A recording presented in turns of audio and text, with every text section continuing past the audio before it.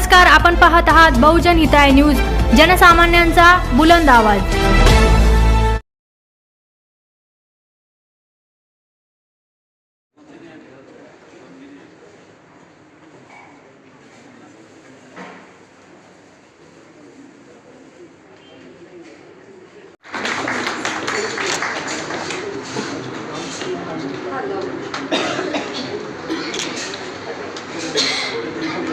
त्यानंतर मी माझ्याकडे आपल्या यांची विनंती करते, काही इतर हेल्थचे केस पण आहेत आणि काही जे स्पेशल केस पण आहेत, त्या सगळ्यांचं आपण फुल देऊन स्वागत करावं।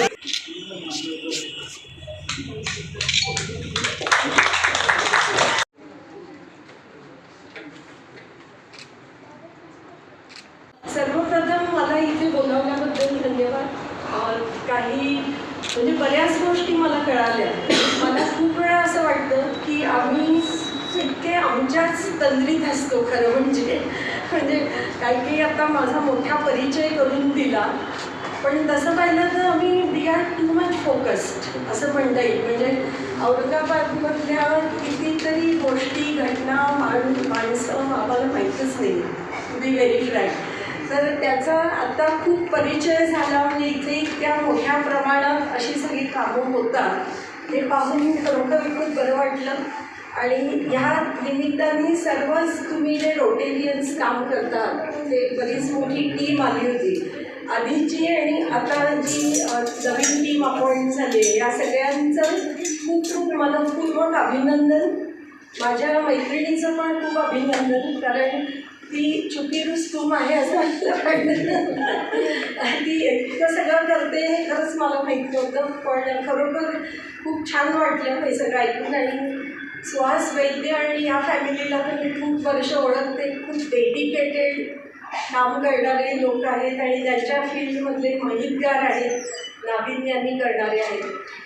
ह्या निमित्ताने एक दोनच गोष्टी मला शेअर करायच्या आहेत, कारण मी पण असोसिएशनची कामं केली आहेत। मला दरवेळेस असं जाणवतं की जे नवीन टीम आली की त्यांना काहीतरी खूप नवीन करायचं असतं।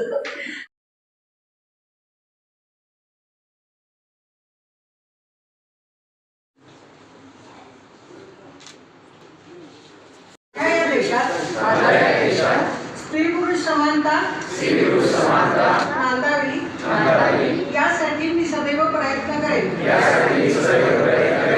स्त्री ही महान शक्ती आहे, ती अनंतकाळची माता आहे। मुलगा वंशाचा दिवा असेल तर मुलगी वंशाची पणती आहे। तिचा आदर सन्मान मनापासून करणे हे माझे कर्तव्य आहे। मी हुंडा देणार नाही, घेणार नाही। मी स्त्री भ्रूण हत्या करणार नाही, करू देणार नाही। मी स्त्री जन्माचे स्वागत करेन, त्याविषयी जनजागृती करेन, अशी शपथ मी आज सर्वांच्या साक्षीने घेत आहे। भारत माता की जय। रोटरी क्लब ऑफ औरंगाबाद इलाइटच्या आज पदग्रहण समारोह होता, त्याच्या प्रत्यक्ष आपण इथे भेटलेलो आहे।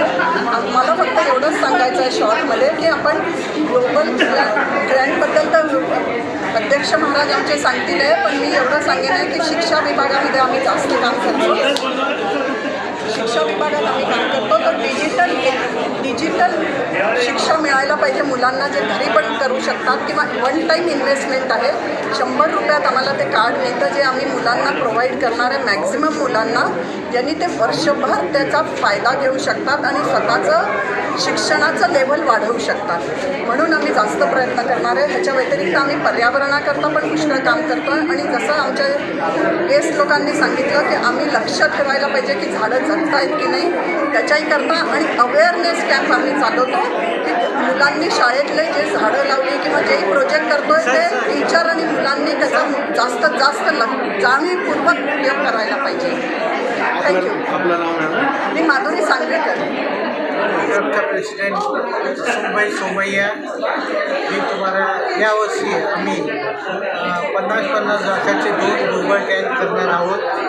त्याचा पहिला जो आहे तो ग्रामीण भागामध्ये कॉलेजमध्ये प्रयोगशाळा, ग्रंथालय आणि संवर्धनसाठी आम्ही फंड देणार आहोत. आणि दुसरं जे आहे ते नामांकित वृद्धाश्रमला आम्ही फिजिओथेरपीचं संच देणार आहोत. हे दोन्ही प्रोजेक्ट 50-50 लाखाचे असेल. आणि पुढच्या महिन्यामध्ये ऑगस्ट महिन्यामध्ये आम्ही 3 लाखाची डिजिटल एक्सरे मशीन आम्ही महानगरपालिका आरोग्य विभाग N8 सिडकोमध्ये देणार आहोत.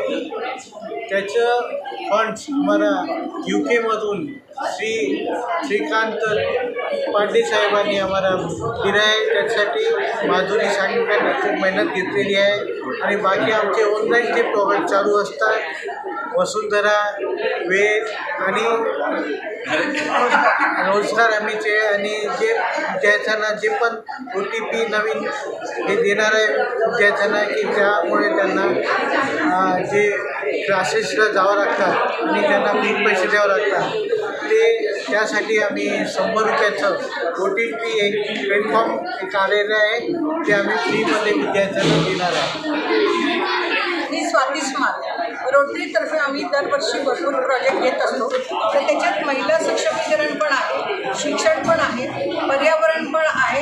त्याचबरोबर मेडिकलमधले आम्ही बरेच कार्यक्रम घेत असतो. जसं आता ह्या वर्षी औरंगाबाद क्लबची, आमच्या औरंगाबादमध्ये 8 क्लब आहेत, तर एका क्लबची कॅन्सर व्हॅन येणार आहे आणि सगळ्या महिलांचं फ्रीमध्ये कॅन्सरचं स्क्रीनिंग केलं जाईल.